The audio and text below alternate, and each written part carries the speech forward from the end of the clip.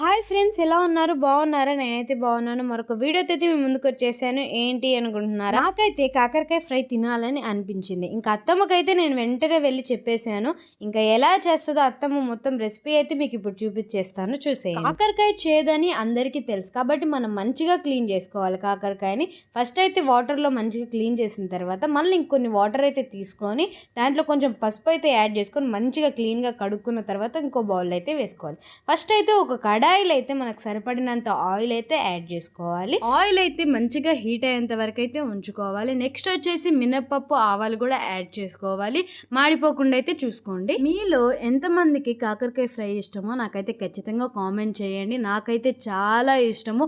కొంతమంది చేదు తింటారు, కొంతమంది చేదు తినరు, కానీ చేదు తింటే మంచిది. నెక్స్ట్ వచ్చేసి ఆనియన్స్ అయితే వేసుకోవాలి. మేమైతే ఒక ఆనియన్ అయితే తీసుకున్నాము. వాటిని అయితే మంచిగా ఫ్రై చేయాలి. ఎందుకంటే మంచిగా ఫ్రై చేస్తే టేస్ట్ కూడా చాలా బాగా వస్తుంది. ఖచ్చితంగా మీరు ట్రై చేయండి. ఈ విధంగా టేస్ట్ అయితే చాలా బాగుంది.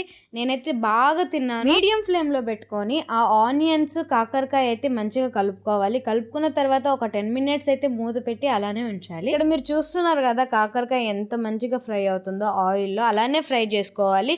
మధ్య మధ్యలో అయితే కలుపుకుంటూ ఉండాలి, ఎందుకంటే మాడిపోకుండా చూసుకోవాలి. కాకరకాయ అయితే చాలా మందికి ఇష్టం ఉండదు, చేదు అని. ఇలా ఒక్కసారి ట్రై చేయండి, మళ్ళీ మళ్ళీ తినాలనిపిస్తుంది. టేస్ట్ అయితే అంత బాగుంటుంది.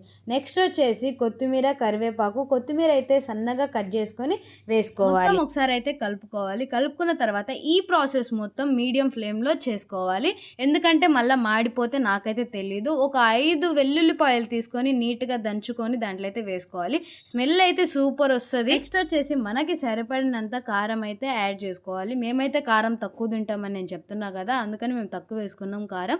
అది మీ ఇష్టం, మీరు కొంచెం ఎక్కువ తినే పని అయితే ఎక్కువే వేసుకోండి. కారం యాడ్ చేసుకున్న తర్వాత ఒక 1 minute అయితే అట్లనే కలుపుకోవాలి. కలుపుకున్న తర్వాత మన ఫ్రై అయితే అయిపోతుంది. ఈ వీడియో మీకు నచ్చిందని నేను అనుకుంటున్నాను. మరొక మంచి కుకింగ్ వీడియోతో అయితే మీ ముందుకు వచ్చేసాను. నేను మీ శ్రావణి. ఈ వీడియో కానీ మీకు నచ్చినట్లయితే లైక్, షేర్, సబ్స్క్రైబ్.